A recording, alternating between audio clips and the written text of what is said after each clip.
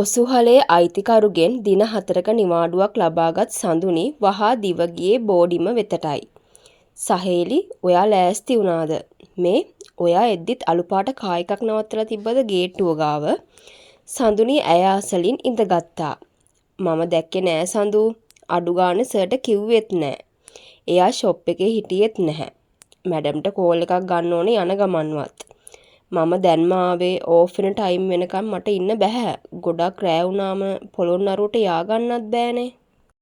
Bus එකට තව පැයක්ම තියෙනවනේ. මම ටක් ගාලා ඇඳුම් ටික හදලා ලෑස්ති වෙන්නම්. උයපු කෑම ටික ඇන්ටිටවත් දීලා යමු. සඳුනියේ පැවසුවේ ඔවුන් නැවතී සිටින කාමරයේ අයිතිකාරිය වන සමන්ති ගැනයි. ඇය ජීවත් වූයේ ඔවුන්ගේ කාමරයේ ආසන්නයේම තිබූ නිවසේයි. ඉතින් සඳුනි ඇඳුම් බෑග් එක හදන් ලෑස්ති වෙනකන් සහේලි මිසිස් සූරියගොඩට කෝල් එකක් ගත්තේ ඇයට මේ පිළිබඳව දැනුම් දිය යුතු නිසයි. ලොකු නෝනා නෝනට කෝල් එකක්. එහෙම කියාගෙන අඩියට දෙකට විමලා ෆෝන් එක මිසිස් සූරියගොඩට ගෙනත් දුන්නා. මේ අපේ සහේලි කෙල්ලනේ. පුතා බැනලද දන්නේ නෑ. ඇය එහෙම කියලා කෝල් එක ආන්සර් කරා. හෙලෝ සහේලි කියන්න පුතේ. මැඩම් අනේ මැඩම් මගේ තාත්තට හොඳටම අමාරුයි. හොස්පිටල් ඇඩ්මිට් කරා කියලා නැන්ද කෝල් කරලා කිව්වා. මම ෆිංගර් තියලා එහෙම දුවගෙන ආවා මැඩම්. මට මුකුත්ම එකපාරට හිතා ගන්න බැරි වුණා. අනේ මට සමා වෙලා දවස් 2-3ක් නිවාඩු දෙන්න මැඩම්. මට තාත්තව බලන්න යන්න ඕනේ. කෙල්ල ඉකි ගගහ අඬ කිව්වා. අනේ කෙල්ල අඬන්නේ ඇයි මේ? ඔහොම දෙයක් වුණාම මම ඔතන හිටියත් මගේ අතින් වුණත් එහෙම දෙයක් වෙන්න පුළුවන්. අතනක මෙතනක දුරක් නෙවෙයිනේ. පැය 7-8ක ගමනක්නේ. අනික ගිය මාසෙත් ගෙදර ගියේ නෑ කිව්වනේ. දවස් කීයක්ද ඔයාට ඕනේ සහේලි? දවස් 3ක් හරි 4ක් හරි දෙන්න පුළුවන්ද මැඩම්? සහේලි හරිම අහිංසක විදියට ඒ වචන හසුරවද්දී මිසිස් සූරියගොඩ ඇයට තව තවත් කාරුණික වුණා. හරි දවස් 4ක් එහෙනම් ඔයා නිවාඩු ගන්න සහේලි. ප්‍රාර්ථනා කරනවා ඔයාගේ තාත්තට ඉක්මනට සනීප වෙන්න කියලා. එහෙනම් පරිස්සමට ගිහින් එන්න. අනේ මැඩම්ට පින් සිද්ධ වෙනවා. බුදු සරණයි මැඩම්. සහේලි කෝල් එක කට් කරේ ගොඩක් දුරට හිත සැහැල්ලු කරගෙනයි. ඒ වෙද්දි සඳුනිත් ලෑස්ති වෙලා හිටියා. හොඳ වෙලාවට මාත් අපේ සර්ට කියලා දවස් 4ක්ම ඉල්ලගත්තේ. සමන්ති ආන්ටිත් මං එද්දි ඇහුවා ඇයි උඹ අඬාගෙන කාමරයට ගියේ කියලා. මම ඉතින් එයාට විස්තරේ කිව්වා. මොනා වුණත් බං ඒ මිනිස්සයන් අපි දෙන්නගේ තනියට ඉන්නේ. පොඩ්ඩක් හරි අපි ගැන මෙහෙදි හොයලා බලන්නේ. බෑග් දෙකත් එළියට අරන් දොරත් වහලා එන්නකෝ. මම මේ කෑම ටික ඇන්ටිට දෙන්නම්. පොලොස් අච්චාරුව නම් දාගත්ත ගෙනියන්න. සඳුනි සහේලි දිහා බලලා hina වෙලා කිව්වා. පුතා ඔයා ගෙදර ආවද?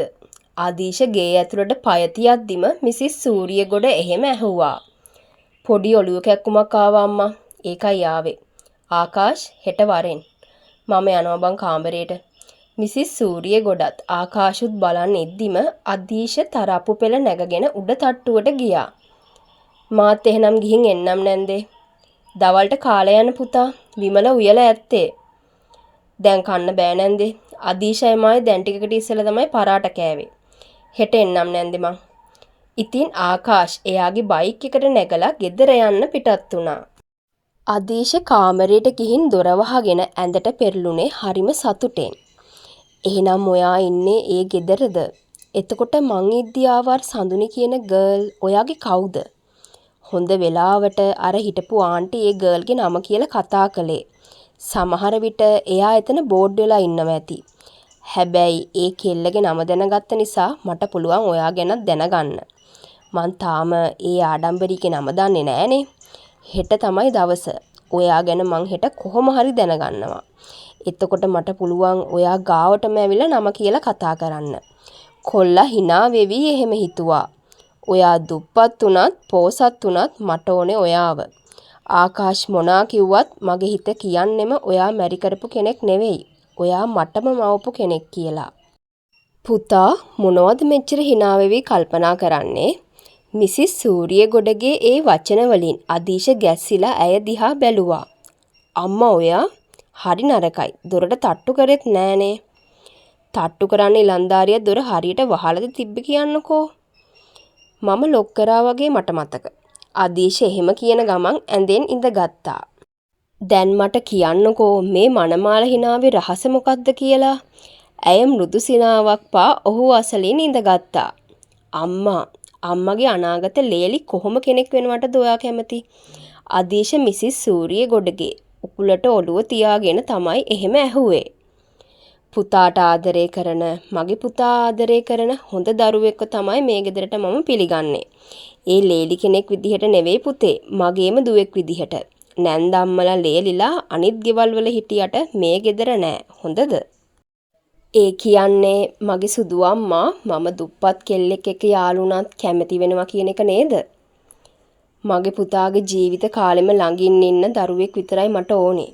දුප්පත් පෝසත්කම් වැඩක් නෑ පුතා. ඒවා හිස් වචනයක් විතරයි. අද දුප්පත් මිනිස්සයා හෙට පෝසත් වෙන්න පුළුවන්. පෝසත් මිනිස්සයා දුප්පත් වෙන්න පුළුවන්.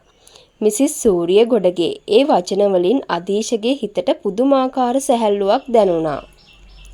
අම්මා, එහෙනම් මගේ හොඳ අම්මා වගේ විමලට කියලා බත් පිඟානක් මට බෙදලා තියන්න. මං වොෂ් එකක් දාගෙන ටක් ගාලා පල්ලෙහාට එන්නම්.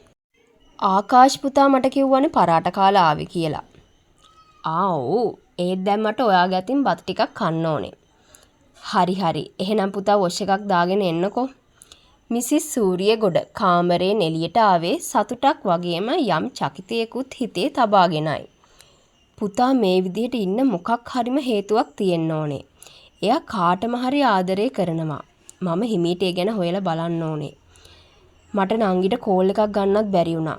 හවස් වල කෝල් එකක් දෙන්න ඕනේ. ඉතින් එදින රාත්‍රියත් ගෙවී ගිහින් පසුදා උදෑසන උදා වුණා.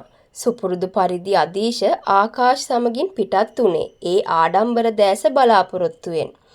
වෙනදා මේ වෙද්දි කෙල්ල ඇවිල්ලානේ මචං. දැන් බස් එකත් එයි. මට හිතෙන්නේ ඒකෙගේ අද ඕෆ් ඩේ එකද කොහෙද බං. මටත් එහෙම හිතෙනවා ආකාශ්.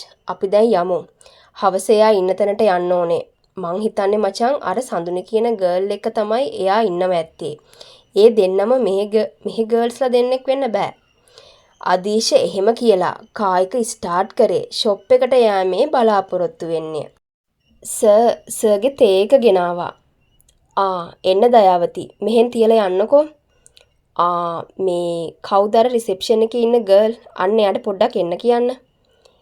මේ සහේලි මිස් නේද? මේ මිස් අද ඇවිල්ලා නෑනේ. ඇවිල්ලා නෑ? හරි. ඔයා යන්නකෝ. ආයේෂා අදීශ ආයේෂට කතා කරා. මට කතා කරේ. ඇය දොර ඇරගෙන ඇතුළට ආවේ බොහොම ගරු සරු ඇතිවයි. ආයේෂා, සහේලිය අද ෂොප් එකට ආවේ නැද්ද? නැහැ සර්. එයාගේ තාත්තා අයියා හදිසියෙම අසනීප වෙලා නිසා එයා ගෙදර ගියා. මැඩම් එයාට දවස් 4ක් නිවාඩු දීලා. 4ක්? එච්චර දවස් මොකටද? අදීශ ඇහිබැම හකුලා ඇය දිහා බැලුවා. සහේලිගේ ගෙවල් පොළොන්නරුවේනේ සර්. ඒ නිසා වෙන්නේ නැති. අපේ අම්මත් අනේ මන්දා මට මේ කිසි දෙයක් කිව්වේ නෑනේ. දැන් කවුද රිසෙප්ෂන් එකේ ඉන්නේ? ඔහු තමාටම පවසා ගත්තා. කතාවට ඔයාලා කැමති නම් අනිවාර්යයෙන්ම ලයික් එකක් දාලා ඔයාලගේ අදහස් පහලින් කමෙන්ට් කරන්න. ඒ වගේම මගේ channel එකට අලුත් යාළුවෙන් නම් channel එක subscribe කරන්නත් කියලා ආදරෙන් මතක් කරනවා. කතාවේ ඊළඟ කොටසත් අරගෙන මම ඉක්මනටම එන්නම්. එතකන් ඔයාලා හැමෝටම සුබ දවසක්. ආදරේ පරිස්සමින් ඉන්න.